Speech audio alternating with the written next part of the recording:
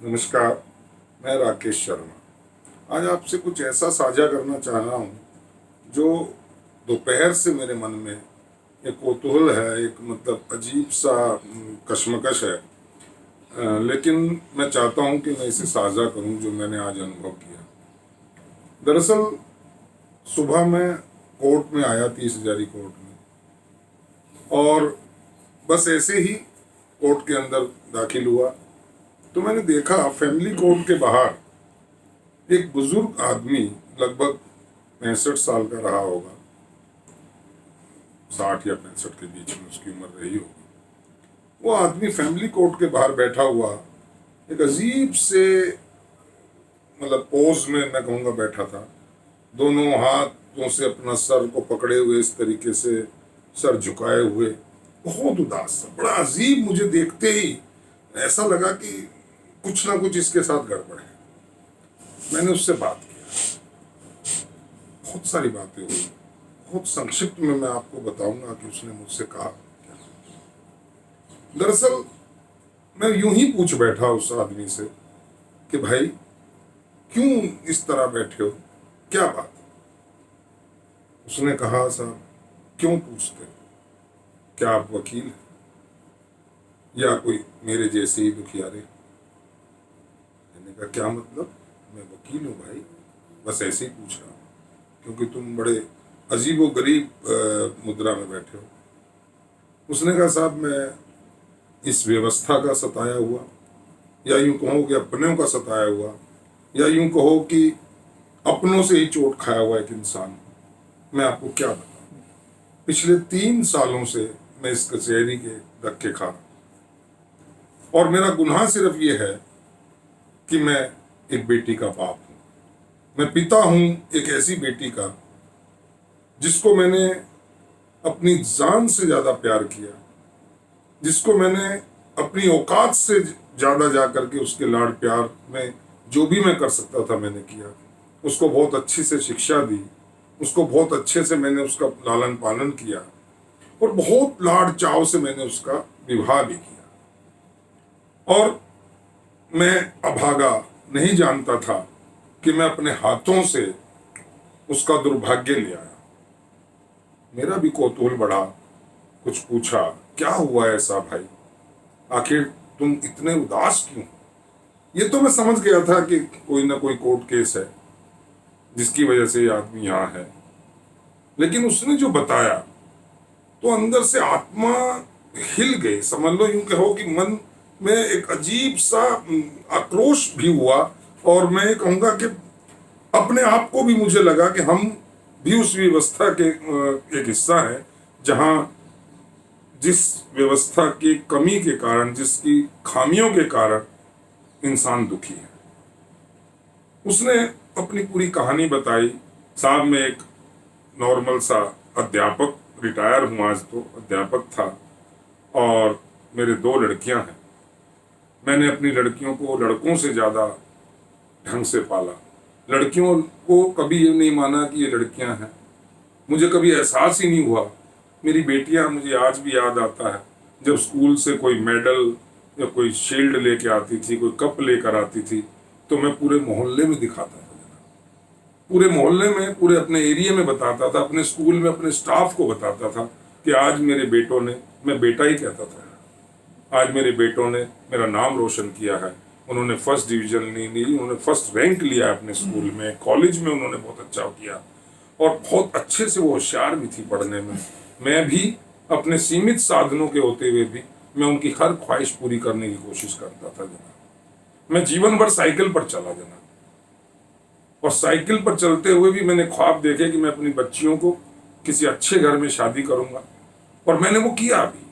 मैंने अपनी औकात से बढ़ करके उनकी शादियों में खर्चा किया, और न केवल खर्चा किया बल्कि कुछ कर्जा भी लिया ताकि मेरी बेटी साइकिल पर ना हो, मेरी बेटी को 4 पहियों वाली गाड़ी ना मिले तो 2 पहियों की गाड़ी, मोटरसाइकिल वगैरह मिल पाए। मैंने वो सब दिया, और मुझे लगा कि मैं अपनी बेटी को खुश करने के लिए ये सब कर रहा हूँ, उसका परिवार अच्छा हो, उसका संसार अच्छा हो।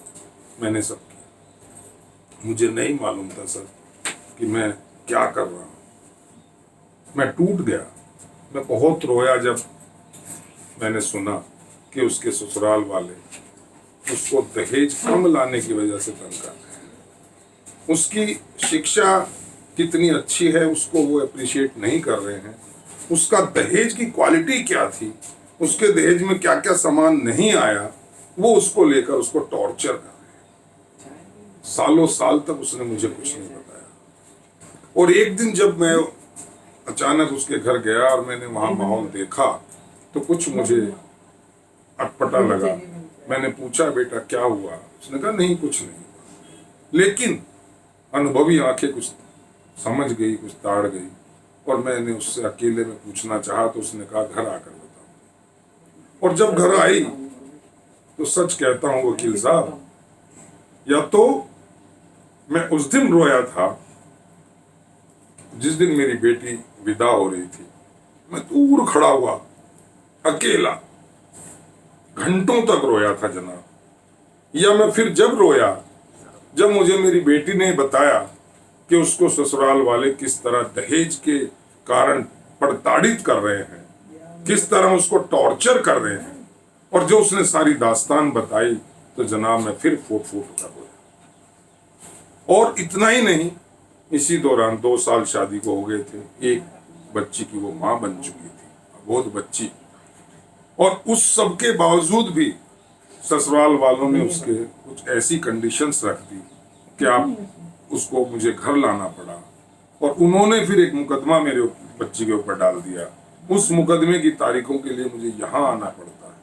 मैं दूर जनाब हरियाणा से आता हूँ, बहुत दूर से आता हूँ। मुझे नहीं मालूम था कि मेरी बेटी के साथ ऐसा होगा। मैं टूट गया हूँ जनाब। और मैं केवल टूटा ही नहीं हूँ, मैं भगवान से पूछता हूँ कि क्यों उसने मेरे साथ ऐसा किया। मैंने तो बहुत कष्ट कमाई से अपने बच्चों को पाला था। मैंने तो पूरे लाड़ चाव से उसकी शादी की थी। जितनी मेरी औकात नहीं थी उससे ज्यादा मैंने उसमें खर्च किया था। तो ऐसा क्यों हुआ मेरी बेटी के साथ? आज तक मुझे इसका जवाब नहीं मिला जनाब। और इतना ही नहीं जनाब, बहुत सारी ऐसी बातें हैं मैं आज आपको नहीं बता पाता, लेकिन एक पिता होने के नाते मेरी आत्मा चित्कार करती है। मैंने उसको ढाढ़स बंधाया और जैसे ही मैंने उसके कंधे पर हाथ रखा वो फपक पड़ा। और मैं भी शायद भावुक हो गया था उसकी बातें सुनकर। तो क्या कहूं, उसकी वेदना, उसकी पीड़ा, उसका दर्द उसकी आंखों में झलक रहा था। कभी वो व्यवस्था को दोष देता था, कभी वो उस सिस्टम को दोष देता था जिस सिस्टम में लड़की वाले से दहेज मांगा जाता है। और मैं यही सब बातें, यही सब सवाल लिए हुए वापस आ गया, अनमना सा, दुखी मन से। और फिर मैंने सोचा कि ये बात मैं आपसे शेयर करूंगा। और योर माइंड ओपनर चैनल के माध्यम से मैं एक सवाल और एक बात लोगों तक करना चाहता हूं, वो ये कि भले ही आप इंजीनियर बन गए हैं, भले ही आप जज बन गए हैं, भले ही आप वकील बन गए हैं, भले ही आप डॉक्टर बन गए हैं, भले ही आप बहुत बड़े इंडस्ट्रियलिस्ट बन गए हैं, लेकिन अगर आप ये सब बनने के बावजूद, सक्षम होने के बावजूद भी कहीं मन में ये इच्छा रखते हैं कि आपको जिसके साथ आपकी शादी हो वो दहेज में कुछ सामान लाए, तो बुरा मत मानना दोस्तों। ऐसी सोच वाले लोगों को मैं यही कहूंगा कि वो अब भी भिखारी हैं। वो भिखारी थे और भिखारी हैं और भिखारी ही रहेंगे। मैं ये कहना चाहता हूँ। मैं एक अपील और करना चाहता हूँ इस चैनल के माध्यम से, क्या इस व्यवस्था को बदला नहीं जा सकता? क्या कोई ऐसी व्यवस्था नहीं हो सकती कि हम ऐसी किसी शादी में ना जाएं जिसमें लड़के वाला दहेज मांगता हो, हम उस लड़के वाले की तरफ से उस शादी को अटेंड ना करें? क्यों आखिर लड़की वाले के ऊपर ये दंड है, उसका लड़की होने के नाते या उसका लड़की का पिता होने के नाते उसे दंड दिया जाता है कि वो लड़की की शादी में दहेज दे? ये कौन सी रवायत है, कौन सी संस्कृति है कि जिसमें एक बाप की मजबूरी होते हुए भी वो कर्जा लेकर के शादी करता है? और कितने खुश होते हैं घर वाले। क्या है तुम्हारे पास? अगर तुम्हारे पास दोस्तों, मैं उन सब नौजवानों को कहना चाहता हूं जो शादी में दहेज स्वीकार करते हैं, चाहे वो अपने माता पिता की वजह से करें, चाहे वो अपने रिश्तेदारों की वजह से करें, चाहे अपनी ओछी मानसिकता के कारण करें, कि अगर आप दहेज लेते हैं तो आपको शादी करने का कोई हक नहीं है। जिस पत्नी को आप प्यार करते हैं, जो पत्नी आपके यहाँ ने आपका सृष्टि चलाने के लिए आई है, आपका वंश चलाने के लिए आई है, आप उससे दहेज मांगते हैं, तो आपसे ज्यादा गिरा हुआ इंसान, आपसे ज्यादा भिखारी, आपसे ज्यादा कंगला इंसान, मैं कहूंगा निर्धन इंसान कोई नहीं हो सकता। और अगर आप सक्षम नहीं है अपनी कमाई करने के, अपने आप अपनी बाजुओं के दम पे अपना कमा करके और अपनी पत्नी को खिलाने के सक्षम नहीं है, तो दोस्तों आपको शादी करने का कोई हक नहीं है। आपको कोई हक नहीं है अपने आप को स्वामी कहलाने का। आपको कोई हक नहीं है आपको किसी स्त्री को ये कहने का कि आप मेरी अर्धांगिनी है, अगर आप उससे दहेज मांगते हैं। ये दहेज रूपी दानव जो है, ये इंसान को खोखला कर देता है, ये इंसान को गिरा भी देता है, ये इंसान की मानसिकता को गिराता है, उसके अंदर एक जमीर उसका मर जाता है।